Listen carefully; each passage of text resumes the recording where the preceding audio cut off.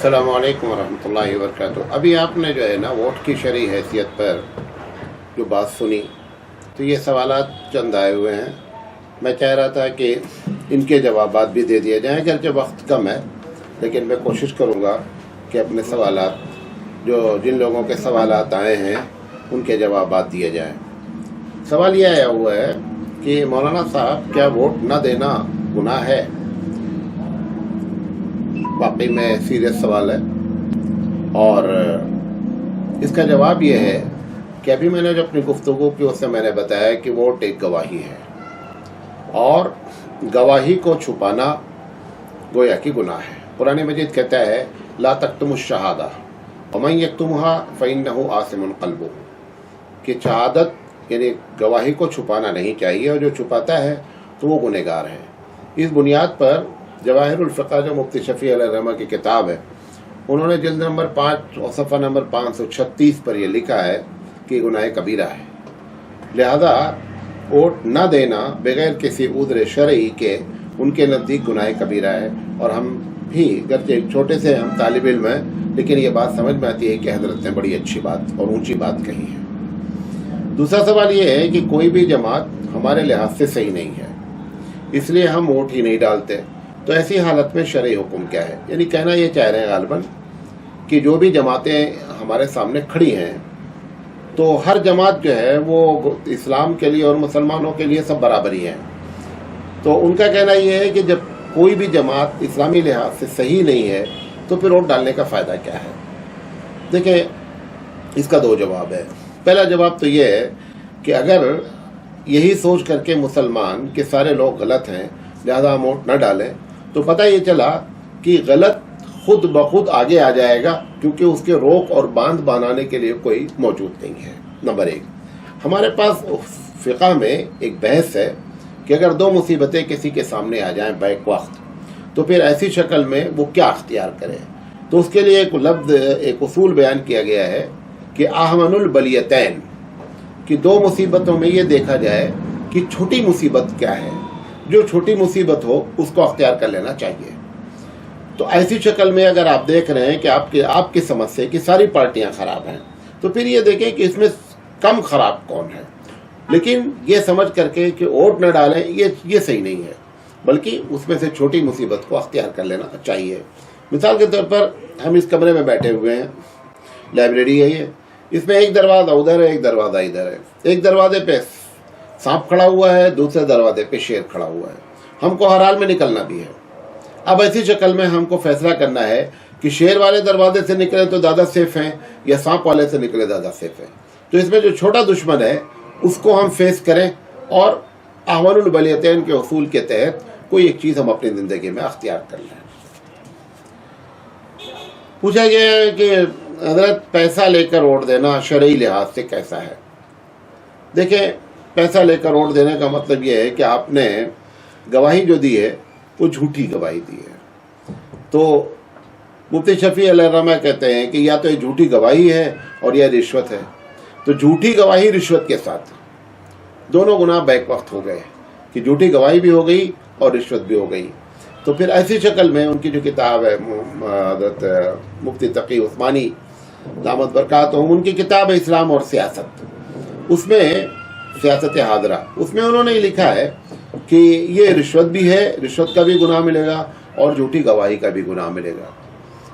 یہ فتویٰ دینا تو آسان ہے، لیکن ایک مسئلہ پھنستا ہے کہ غریب آدمی کے گھر میں 7 لوگ رہتے ہیں، 8 لوگ رہتے ہیں، وہ آ کر کے کہتا ہے کہ تم کو پر آدمی ہم 500 روپے دینا چاہتے ہیں۔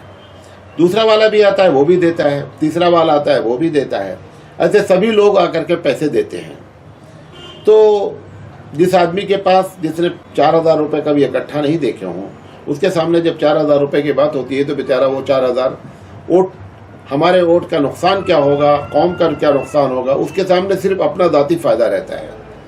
تو گرچہ یہ بات کہنی نہیں چاہیے ایک مسلمان کی حیثیت سے مجھ کو، لیکن میرا کہنا یہ ہے کہ ان سے جو بھی آدمی آیا اگر وہ کہتا ہے یہ گفٹ ہے اور ڈائریکٹ ووٹ کے نام پر آپ کو پیسہ نہیں دے رہا ہے، تو گفٹ سمجھ کر لے لیا جائے، اور لے کر کے پھر کیا کیا جائے، ووٹ وہاں ڈالا جائے جہاں شرعی لحاظ سے ووٹ ڈالنا ہے، جو میری تقریر آپ کے سامنے میں نے پیش کیا۔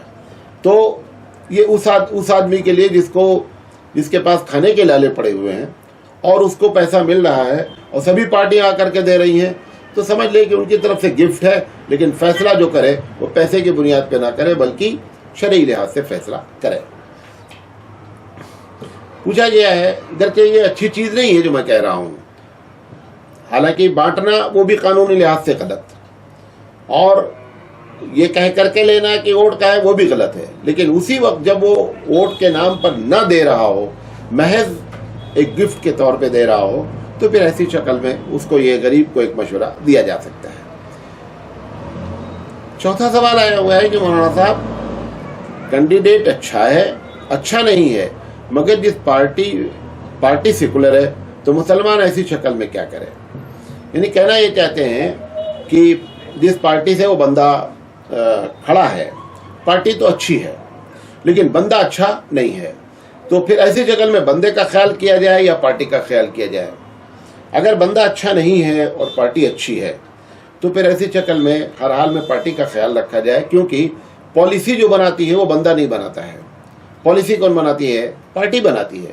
جب پارٹی پالیسی بناتی ہے، لہذا پارٹی اگر سیکولر ہے تو پارٹی کا خیال رکھتے ہوئے، کیونکہ اگر وہ خراب بھی ہے، جیت بھی گیا، تو آپ کو کوئی نقصان نہیں پہنچا سکتا، زیادہ اپنا فائدہ کرے گا، ہمارا فائدہ نہیں کرے گا، لیکن اس کو آپ کا کوئی کیونکہ پالیسی میکر وہ نہیں ہے۔ اگر پالیسی میکر ہوگا تب پھر ایسی شکل میں بڑی پرابلم ہو سکتی ہے۔ تو پھر ایسی شکل میں پارٹی اگر سیکولر ہے تو پارٹی کا خیال رکھا جائے اور بندے کا خیال چھوڑ دیا جائے۔ وقت کم ہے، ایک دو سوال ہے اور اس کو بھی نپٹا لیتے ہیں۔ پوچھا گیا ہے اگر کینڈیڈیٹ اچھا ہے مگر پارٹی خراب ہے، پہلے میں کیا تھا؟ پارٹی اچھی تھی، کینڈیڈیٹ خراب تھا۔ اس میں یہ ہے کہ کینڈیڈیٹ اچھا ہے مگر پارٹی خراب ہے، تو پھر ایک مسلمان کیا کرے؟ میری سمجھ سے میں یہ مشورہ دینا چاہوں گا کہ جس کینڈیڈیٹ کو آپ اچھا کہہ رہے ہیں اور وہ خراب پارٹی میں ہے، جیسے زندگی بھر ایک جملہ کہا جاتا رہا اٹل بہاری واجپئی کے بارے میں کہ صحیح آدمی غلط پارٹی میں تھا، یہ لوگ کہتے رہے، لیکن میں اس سے سخت اختلاف کرتا ہوں۔ صحیح آدمی صحیح پارٹی کا انتخاب کرے گا۔ ایسا کیسے ممکن ہے کہ آدمی صحیح اور غلط پارٹی کا انتخاب کر لے؟ ہمارے نبی کریم صلی اللہ علیہ وسلم نے فرمایا کہ مومن کا آئینہ ہے۔ مطلب یہ ہے کہ ایک گنڈا اگر گنڈے کے ساتھ کوئی رہتا ہے تو خود بخود یہ اندازہ لگا لیا جاتا ہے کہ یہ بھی گنڈا ہے، بھلے لوگ اس کو بولے بہت اچھا آدمی ہے، کیونکہ جس کے ساتھ وہ رہتا ہے وہی چیز وہ بھی ہے۔ تو اگر پارٹی غلط ہے تو ایسی شکل میں آپ کو یہ غلط فہمی ہو گئی ہے کہ بندہ اچھا ہے، حقیقت میں بندہ اچھا نہیں ہے۔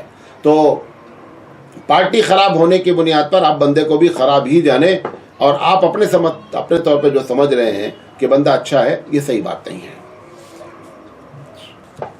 پوچھا گیا ہے پارٹی بھی اچھی ہے اور بندہ بھی اچھا ہے، پارٹی بھی اچھی ہے اور بندہ بھی اچھا ہے، کینڈیڈیٹ بھی اچھا ہے، مگر ہمیں معلوم ہے کہ یہ الیکشن جیت نہیں سکتا۔ ایسی شکل میں ہم کیا کریں؟ اور نہ اس کی پارٹی کسی کے ساتھ الائنس کے لیے تیار ہے، تو پھر ایسی شکل میں ہم کیا کیا جائے؟ سب سے پہلے تو دیکھا جائے کہ میری سمجھ سے کہ اس پارٹی کا اتہاس کیا ہے، وہ پارٹی کیا کرتی رہی ہے، کبھی جیتی ہے نہیں جیتی ہے، اور کتنے لوگ کھڑی کر کے کتنے لوگوں کو اتنے میدان میں اتارا ہے۔ کہیں ایسا تو نہیں ہے کہ اس کو کھڑا کیا گیا ہو اور کھڑا کیا گیا ہونے کی وجہ سے وہ لوگوں کا صرف ہرانے کے لیے کھڑا ہوا ہو، جیتنے کے لیے کھڑا ہی نہیں ہوا ہو۔ لہذا ایسی شکل میں اس پارٹی کی تاریخ دیکھنی چاہیے، کیونکہ بندہ بھی اچھا ہے بقول آپ کے، پارٹی بھی اچھی ہے، تو ایسی شکل میں یہ دیکھا جائے کہ اس پارٹی کا اتہاس کیا ہے، نمبر ایک۔ نمبر دو، یہ دیکھا جائے کہ پارٹی جیتنے کی پوزیشن میں ہے یا نہیں ہے۔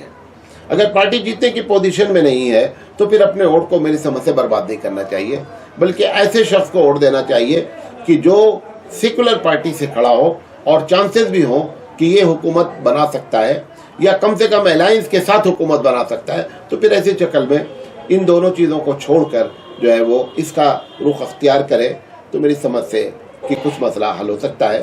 یہ باتیں آپ کے سامنے کرنی، سوالات تو بہت ہیں، بہرحال وقت کی قلت کی وجہ سے جو ہے وہ میں یہیں پر اپنی بات ختم کرتا ہوں۔ وآخر دعوانا ان الحمدللہ رب العالمین۔